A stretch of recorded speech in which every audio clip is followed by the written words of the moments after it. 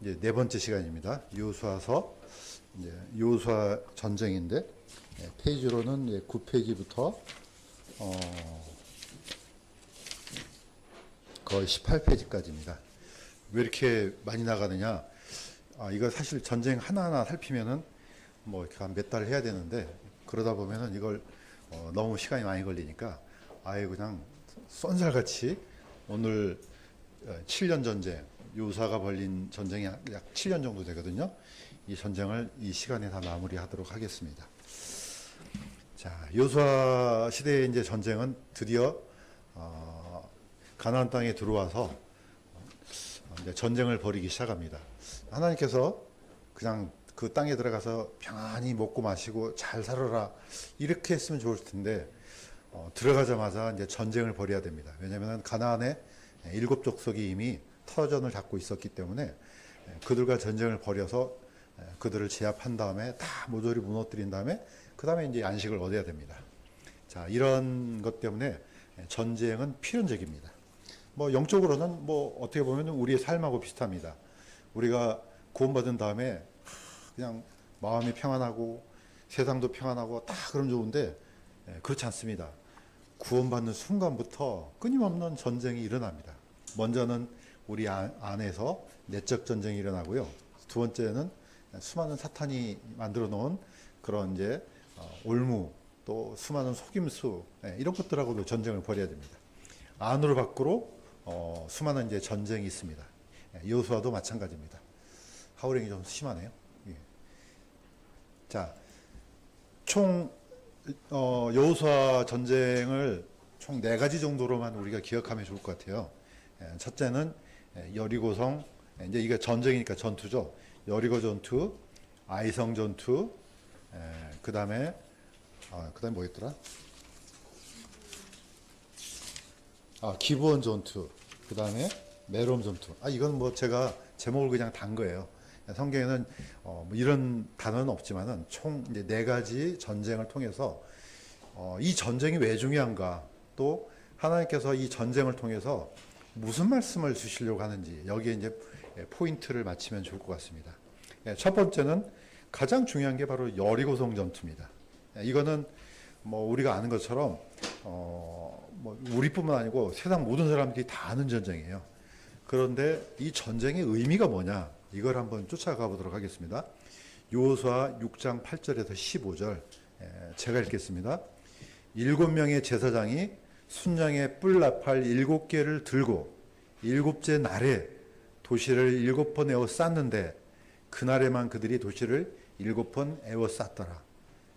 계속 뭐가 나옵니까? 7번, 7번, 7번 나오죠.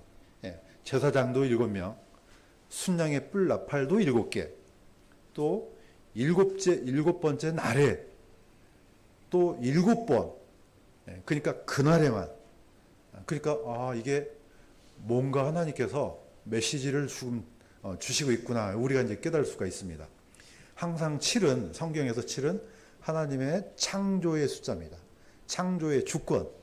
7을 볼 때마다 세상을 하나님께서 만드셨구나, 또 하나님께서 주인이시구나, 하나님께서 통치하시구나, 이 모든 것은 하나님의 것이구나 하고 7을 듣자마자 우리는 금방 인식해야 되죠.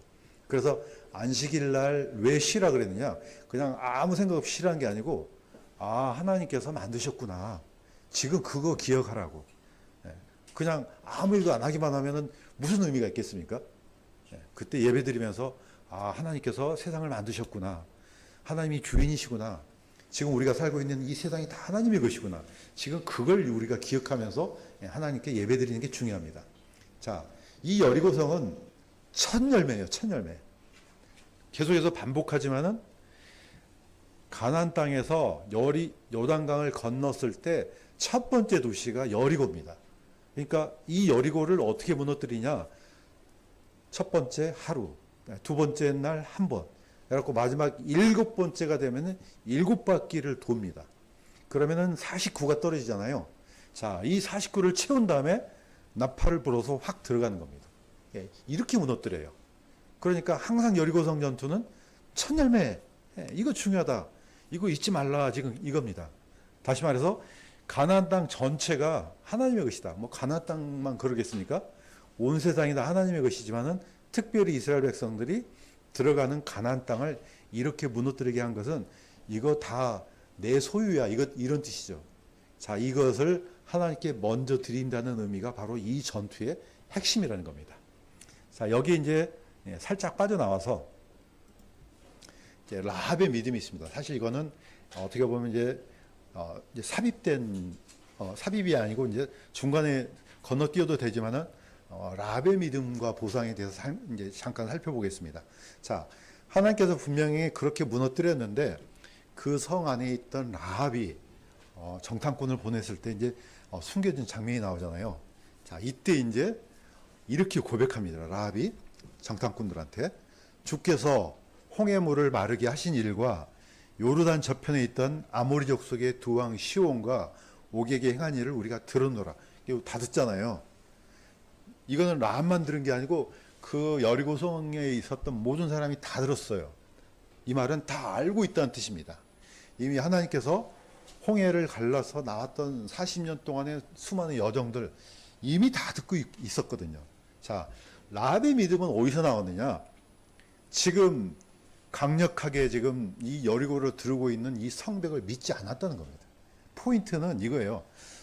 이렇게 사람들이 볼 때는 강하지만은 내가 이걸 믿지 않겠다 이거예요. 대신에 누굴 믿느냐? 사실 하나님을 믿겠다 이 뜻입니다. 그래서 히브리서 11장 31절에는 이렇게 되어 있습니다. 이건 같이 한번 읽겠습니다. 시작. 믿음으로 창녀 라합은 정탐꾼들을 평안히 받아들이고 믿지 아니한 자들과 함께 멸망하지 아니하였도다. 바로 믿음이 나오는데 어떤 믿음이냐?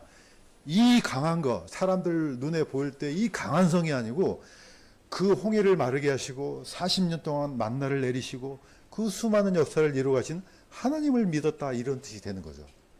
자, 혹시 이제 계속해서 이제 제가 한 번도 문제를 안 드렸는데 잠깐 문제를 내겠습니다. 이 여기에 나오는 창녀 라합의 아들이 누굽니까? 아, 역시 보아스입니다. 그러면은 보아스의 아내는 누굽니까? 룻이잖아요. 그러면 룻하고 라합은 어떤 관계입니까? 예, 며느리하고 시어머니 관계예요. 놀랍지 않습니까? 라합하고 룻은요 시어머니 관계예요. 오늘날 말하면은 만약에 상견례가 있었으면은 이렇게 했을 것 같아요. 아유, 말씀 많이 들었습니다. 룻이 아마 그렇게 했을 거예요. 라합이 그래 여기 가나안 땅까지 오느라고 고생 많이 했다. 아마 이런 장면이 벌어지지 않았을까.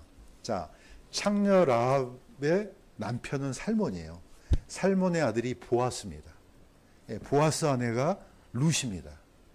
이렇게 들어갑니다. 그래서 보아스의 아들은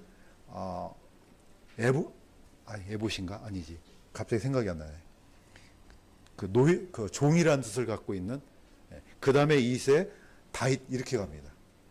그러니까 룻은 다윗 왕의 증조 할머니가 되고요. 라합은 다윗의 고조 할머니가 돼요. 굉장히 우리가 볼 때는 물론 이제 룻이 왔을 때는 아마 어쩌면 이제 라합이 이제 세상을 떠난 이후지 않나 생각은 들어요. 자, 시간이 흘렀기 때문에 어쨌든 이 라합의 믿음은 그렇다는 거죠. 이 여리고성이 무너졌지만은 어디는 안 무너졌겠습니까? 그러면은 당연히 이 라합의 집은 무너지면 안 되죠. 예. 왜? 거기에 붉은 줄이 걸려 있었기 때문에. 여기서도 우리가 이 영적인 의미를 얻을 수 있지 않습니까? 아, 라합이 창 밖에 매달았던 붉은 줄은 안 무너지는구나. 다른 데는 다 무너지지만 이 집만큼은 안 무너져요. 또 이 집에 있었던 라합을 통해서 그 집으로 초청받았던 그 어머니, 아버지, 친척들은 다 살았습니다. 이게 바로 라합이 믿었던 믿음과 그 보상이라는 거죠. 우리가 이제 여리고성을 같이 묵상할 때 같이 이것도 기억했으면 좋겠습니다. 자, 두 번째는 아이성 전투입니다. 이 성의 전투는요, 같이 붙어 있어요. 여리고성 전투하고 아이성 전투는 뗄래야 뗄 수가 없습니다. 같이 붙어 있는데, 이 전투는 뭡니까? 이제 가나안 땅에 들어와서 패배한 첫 번째 패배 한 전투입니다. 뭐 때문에 패배했습니까? 아간의 도둑질 때문에 그렇죠. 그 엄청난 여리고성이 있는데 아니 하나님께서 명령하신 대로 했더니 무너져요. 그러니까 사람들이 어때요? 저거는 아이성 전투는 껌이지. 이건 뭐 전투도 아니지. 그러니까 성경에 이렇게 기록되어 있습니다. 2, 3천 명만 올라가 아이를 치게 하소서. 그들이 적으니 온 백성으로 하여금 거기서 수고하게 하지 마소서. 여기 성경에도 그들이 있는 것처럼 뭐 사람들 뭐 그 수만 명 데리고 갈 필요 있습니까? 그냥 2, 3천 명만 데리고 올라가면 이건 뭐 껌이에요. 이렇게 작은 성 하나도 하나님께서 함께 하시지 않으니까 무너뜨릴 수가 없었습니다. 큰일 났습니다. 그래서 여호수아는 자기 옷을 찢었어요. 그래서 나중에 그 원인을 찾아보니까 누굽니까? 아간이 이 여리고 성 안에 물건을 손댔습니다. 자, 여호수아 7장 11절 제가 읽겠습니다. 하나님께서 하신 말씀이에요. 이스라엘이 저주받은 물건 중에서 취하여 도둑질하고, 분명히 도둑질했다가 나와요. 자, 그런데 여기서 약간 좀 생각을 좀 해볼 필요가 있습니다. 자, 우리는 이 성경에는 저주받은 물건으로 나오잖아요. 그런데 개역 성경에는 뭘로 되어 있냐면은 온전히 바친 물건 이렇게 나와요. 의미가 확 달라지잖아요. 이거는 저주받은 물건이고 얘는 바쳐진 물건이에요. 왜 이렇게 번역이 됐냐 하면요. 원어는 하나예요. 원어는 헤렙이라는 단어 하나인데 이걸 어떻게 번역하냐가 이렇게 달라져요. 이 단어는 저주받다는 뜻도 돼요. 또 한 가지는 온전히 바쳐졌다는 뜻도 돼요. 그래서 유대 번역본을 찾아보니까 이 유대 번역본도 두 가지로 나눠져요. 하나는 저주받았다. 하나는 devoted, 바쳐졌다 이렇게 나와요. 그러면은 이게 만약에 우리가 훗날에 이 성경을 묵상한다면은 뭐가 더 정확하겠습니까? 하나님께서 아이성 전투를 패배시키는 이유가 뭡니까? 도둑질이잖아요. 누구 것을요? 하나님께 바쳐진 것을 도둑질했죠. 그러니까 이 번역은 뭐가 돼야 됩니까? 바쳐졌다고 번역을 해야죠. 왜 내 것인데 하나님께 드린 건데 왜 네가 이걸 훔쳐갔어? 지금 이거거든요. 이거는 다른 사람 걸 훔쳐간 게 아니고 하나님께 온전히 드려진 것을 훔쳐간 거예요. 그러니까 이거는 안 되는 겁니다. 이것도 역시 첫 열매와 관련됩니다. 여리고성은 첫 열매예요. 하나님께 바쳐줘야 돼요. 사람이 이걸 손대면 안 되는 거거든요. 근데 아간이 이걸 슬쩍 했다는 겁니다. 이거는 보통 도둑질이 아니고 하나님 당신의 주권을 내가 인정하지 않겠어. 이거다 똑같은 거예요. 하나님 입장에서는 쟤 봐라. 이것은 다 내 것인데 내 소유권을 침해하네? 또는 내 주권을 인정하지 않네? 나의 통치를 거절하네? 이거하고 똑같은 겁니다. 그래서 온전히 바쳐진 이 물건에 손을 대면 안 되는 거예요. 우리가 왜 11조를 드립니까? 이걸 율법으로 이해하면은 너무나 무거운 거예요, 이거는. 그런데 내 소유물 중에 10분의 1을 드림으로써 제 것은 모두 하나님의 것입니다. 이 고백입니다. 이 신앙 고백이에요, 이거. 이걸 드리면은 어차피 내 것 다 하나님의 것인데 이걸 드림으로써 하나님의 주권을 우리가 고백하는 거예요. 하나님의 주권과 소유권과 통치를 뭘로 고백합니까? 이걸로 고백하는 거예요. 똑같은 겁니다, 원리가. 이것을 손을 대지 않는다, 터치하지 않는다는 것은 하나님의 주권과 소유권과 통치권을 인정합니다. 이런 뜻인데 이걸 완전히 무너뜨리는 사람이 아간입니다. 그래서 이 아간 한 사람 때문에 전 이스라엘이 다 패배해버린 거예요. 이거는 그래서 굉장히 중요한 영적 교훈이 이제 들어있는 겁니다. 자, 그러면은 우리의 드림은 무엇이 돼야 되느냐? 그래서 성경은 처음부터 끝까지 이걸 너무너무 강조합니다. 반복하고 그냥 거의 귀에 못이 박히도록 반복합니다. 신명기 26장 10절 같이 한번 읽겠습니다. 시작. 오 주여, 이제 내가 주께서 내게 주신 땅의 첫 열매를 가져왔나이다 하고 너는 그것을 주 내 하나님 앞에 두고 주 내 하나님 앞에 경배할 것이며, 나중에 가나안 땅에 들어가거든 첫 열매를 주님께 드리라. 왜? 갖고 옴으로써 뭐합니까? 예배드리고 경배하는 겁니다.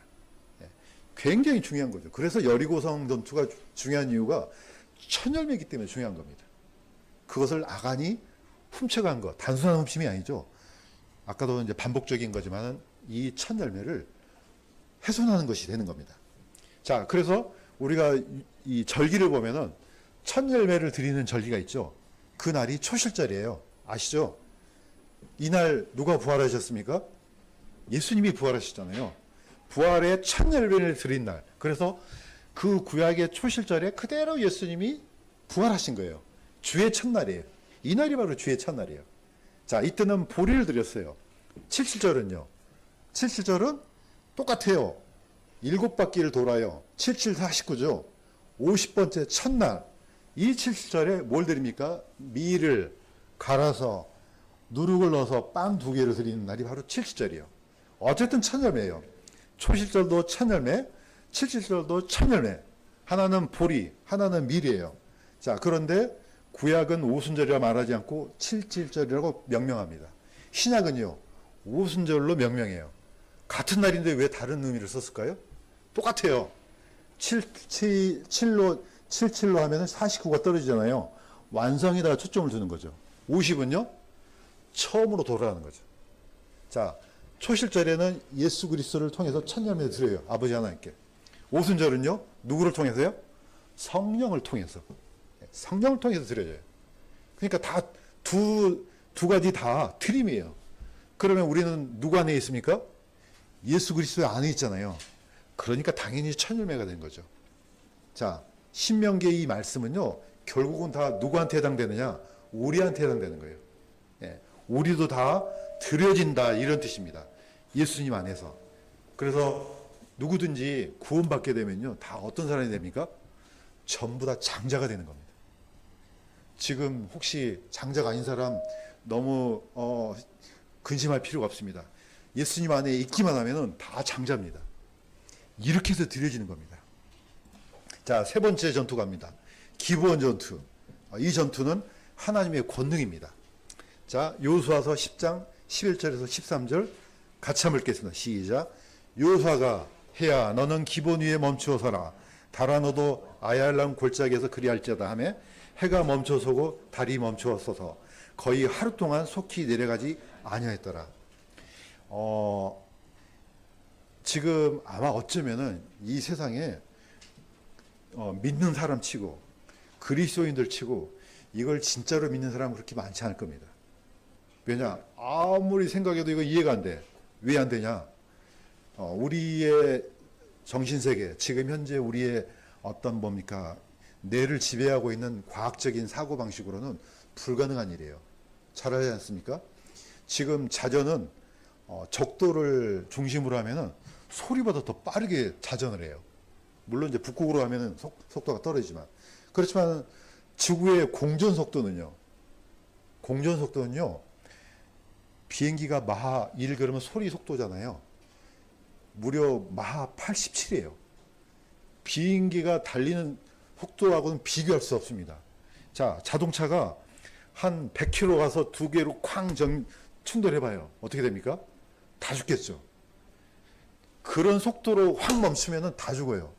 그런데 비교도 할 수 없을 정도로 빨리 도는 이 지구가 확 멈춰봐요. 다 날아가겠죠. 그래서 안 믿는 거예요, 사람들이. 아유, 이건 뭐 아마 다른 뜻이겠지. 어떻게 해가 멈춰서냐? 어떻게 달이 멈추냐? 그러면 다 날아가지. 사람들이 이렇게 생각해요. 그게 어떻게 보면 당연한 일이에요.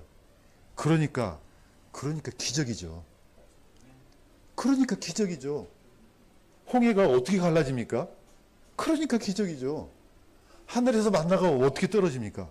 그러니까 기적이죠. 그래서 우리는 하나님을 믿는데 어떻게 믿느냐? 과학을 통해서 믿는 게 아니잖아요. 그분의 완전한 전지전능한 주권을 통해서 믿는 겁니다. 그러니까 우리가 하나님을 믿는 거예요. 인간의 상식으로는 도저히 이런 일이 일어날 수 없지만은 하나님은 가능하다는 겁니다. 옛날 다니엘 때 나타났던 가브리엘이요, 약 600년 후에 심리요한의 아버지 사가랴한테 나타났습니다. 또 마리아한테 나타났습니다. 600년이 흘렀는데 가브리엘이 막 수염이 이렇게 길렀습니까? 시간이 하나도 흐르지 않았습니다. 하나님의 이 세계는요, 우리는 시간 안에 갇혀 있고 속력 안에 갇혀 있지만 하나님의 세계는 그렇지 않다는 거죠. 그래서 우리가 이걸 믿는 거예요. 그런데 여기는 뭐라고 했습니까? 거의 하루 동안 내려오지 않았다, 이렇게 나왔죠. 시간이 안 흐르는 게 아니에요. 시간은 흐르지만 이게 태양계의 시스템이 멈췄다는 거죠. 자, 그 옛날 또 한 곳이 있죠. 누구요? 히스기야 왕 때. 태양 그림자가 10도 뒤로 물러갔죠. 10도를 계산하면 몇 분이 나옵니까? 40분이 나와요. 거의 하루 동안 하고 이 40분하고 합치면은 거의 하루가 사라져 있습니다. 이게 바로 성경에서 지금 우리한테 주시는 사실이에요. 하나님이 묻습니다. 뭘 믿을래? 너희가 지금 배워왔던 과학을 믿을래? 아니면 하나님의 기적을 믿을래? 이겁니다. 우리는 하나님의 기적을 믿습니다. 이것뿐만이겠습니까? 죽은 나사로가 썩었어요. 3일 됐습니다. 어떻게 살아납니까? 과학으로 설명할 수 있습니까? 불가능하죠. 그렇지만은 과학 너머에 계신 하나님의 권능을 우리가 믿기 때문에 이게 아멘하는 겁니다. 이게 바로 기브온 전투입니다. 오늘은 기브온 전투의 핵심은 이거지만은 그 이면에 한 가지 더 있습니다. 불변의 언약. 이 사실을 보고 기브온 족속이 깜짝 놀랐어요. 그래서 어떻게 합니까? 이거 그냥 있다간 다 죽게 생겼구나. 그래서 아주 멀리 가나안 땅에 살지 않는 사람처럼 꾸며가지고 요수아한테 가가지고 맹세를 맺게 합니다. 요수아도 깜빡 속아서 넘어갔습니다. 자, 요수아 9장 15절 이렇게 되어 있습니다. 요수아가 그들과 합친하며 그들과 동맹을 맺어 그들을 살게 하였고 회중은 통치자들이 그들에게 맹세하였더라. 그냥 계약을 덜컥 맺었어요. 자, 하나님께서 이 계약을 어떻게 보셨습니까? 유효하다 이렇게 합니다. 나중에 이걸 모르고 다윗 시대에 3년 동안 기근이 있어요. 왜 이 기근이 왔을까? 하나님께 물어봤더니 하나님께서 대답하셔요. 그것은 사울이 기브온 사람을 죽였으므로 그와 및 피를 흘린 그 집으로 인한 것이니라. 왜 죽였어? 이거예요. 하나님이 계약을 맺었는데 왜 죽였어? 비록 요수아가 속아서 맺었지만은 이 계약은 유효하다 이렇게 한 겁니다. 이거 건들면 안 돼 이겁니다. 그런데 이걸 무시하고 기브온 사람들을 죽였어요. 나중에 그 피값을 받아냅니다. 사울왕의 가족들 중에 7명을 추려갖고 다 목매달아 죽입니다. 이렇게 하니까 그쳤습니다. 뭡니까? 불변의 언약이에요. 우리가 예수 그리스도를 통해서 예수 그리스도의 피값으로 하나님의 자녀가 되었습니다. 이거 계약 깹니까 못 깹니까? 안 됩니다. 한번 맺어진 이 언약은요 안 되는 거예요. 에이 네가 뭐 구원받았어? 아유 웃긴 소리. 안 됩니다. 이미 맺어졌어요. 비록 우리가 개보다 못한 이방인이었지만은 하나님의 자녀가 되었어요. 이건 언약 때문에 그런 거거든요. 맺어졌어요. 깹니까 못 깹니까? 안 됩니다. 왜냐? 하나님은 공의 때문에 안 돼요. 하나님은 사랑의 하나님도 되지만 공의 하나님도 돼요. 이 공의 때문에 한번 맺어졌어. 그러면 안 되는 거예요. 이 혜택을 누가 가장 먼저 봅니까? 기브온 족속이 먼저 보지 않습니까? 그랬더니 어떻습니까? 나중에 그 가나안 땅에 있었던 그 연합국이 기브온 족속들을 치려고 오니까 어떻게 해요? 구원병을 보내잖아요. 여기 사신을 보내잖아요. 우리가 곧 죽게 됐습니다.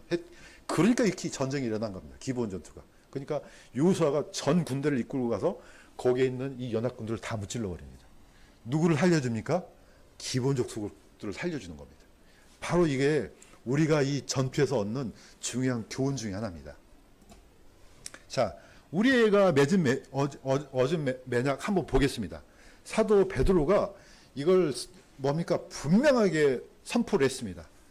자, 이건 약간 길지만 다시 한번 읽어보도록 하겠습니다. 사도행전 2장 38절에서 39절 시작. 회개하고 너희 각 사람이 예수 그리스도의 이름으로 침례를 받아 제들의 사면을 얻으라. 그리하면 너희가 성령님을 선물로 받으리니 이 약속은 너희와 너희 자손과 멀리 떨어져 있는 모든 사람 곧 주 우리 하나님께서 부르실 모든 사람을 향한 것이니라.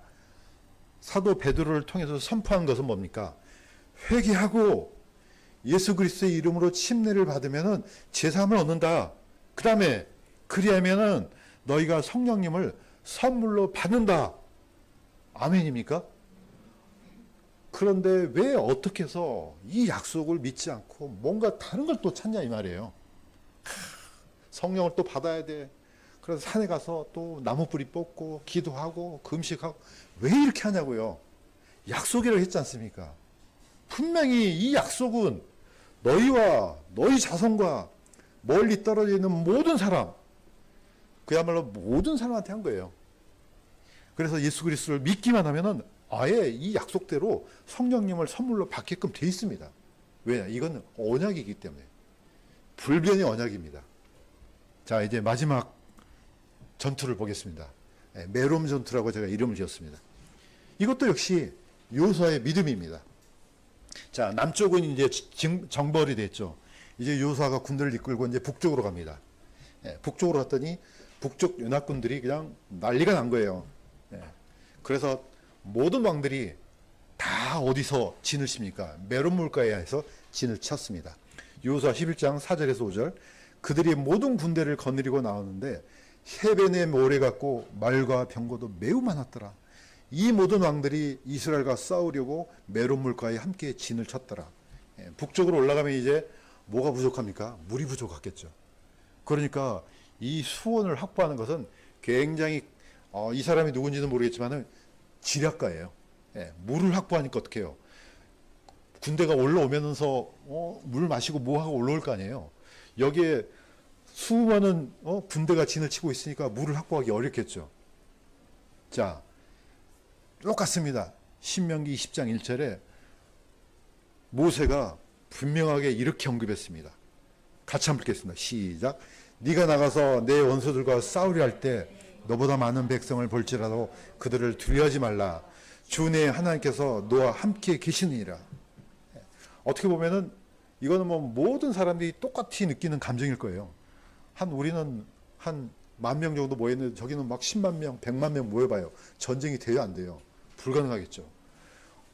이 요세포스는 이때 모였던 군대의 숫자를 30만 명으로 기록했어요. 지금 보면 뭐 아무것도 아닌 것 같지만 어마어마한 군대예요. 뿐만 아니고 수많은 병거, 말들 어마어마한 숫자입니다. 이 숫자가 있는데 싸울 엄두가 안 나겠죠. 그렇지만 여호수아는 그걸 보지 않았습니다. 이 약속을 믿었습니다. 그래서 그냥 한꺼번에 그냥 가서 단 한 번에 해쳐버립니다. 여호수아는 그 옛날 정탐꾼으로 갔을 때도 똑같았어요. 자신들보다 큰 거인들을 보고도 똑같은 믿음을 가졌어요. 우리의 밥이다. 껌이야, 껌. 똑같습니다. 숫자가 많아? 아니다. 분명히 이렇게 약속하셨다. 주 내 하나님께서 너와 함께 계신다. 이거 믿고 가서 했더니 모든 전쟁이 끝났어요. 이렇게 해서 이제 여호수아 거의 7년 전쟁이 끝납니다. 자, 마무리하겠습니다. 그러면은 이게 과거의 사건이냐? 이게 과거의 사건으로만 있으면 우리하고 무슨 상관이 있습니까? 이 사건을 통해서, 이 역사를 통해서 성경은 동일한 메시지를 우리한테 주고 있습니다. 자, 고린도 후서 1장 8절에서 9절, 사도 바울이 고린도 교회에게 줬던 메시지입니다. 같이 한번 읽겠습니다. 시작. 형제들아, 아시아에서 우리에게 닥친 우리의 고난에 대하여 우리가 생명까지도 단념하고 우리 속에 죽음의 선고를 받았으니 이것은 우리가 우리 자신을 신뢰하지 아니하고 죽은 자들을 일으키신 하나님을 신뢰하게 하려 함이라. 아멘. 사도 바울이 이 수많은 험난한 여행을 성공적으로 마친 것은 요수아하고 똑같은 겁니다. 처음 믿었어. 그런데 이거 아닌데.